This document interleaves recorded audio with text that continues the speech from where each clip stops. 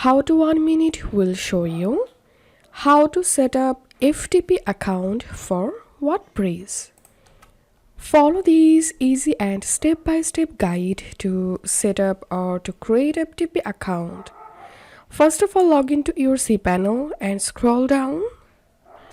Under File section, you will get FTP accounts. So click on that. Now enter here a username for your FTP account. Click on this domain drop down and select the domain you want to create a FTP account for. Now write here a strong password.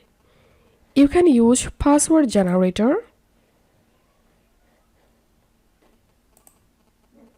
Now you can change the directory from here.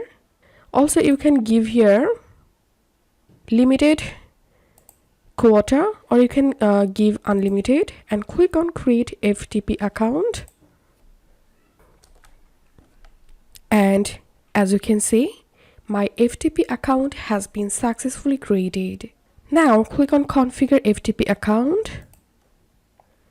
And here you will get your FTP account username, server, then FTPS port.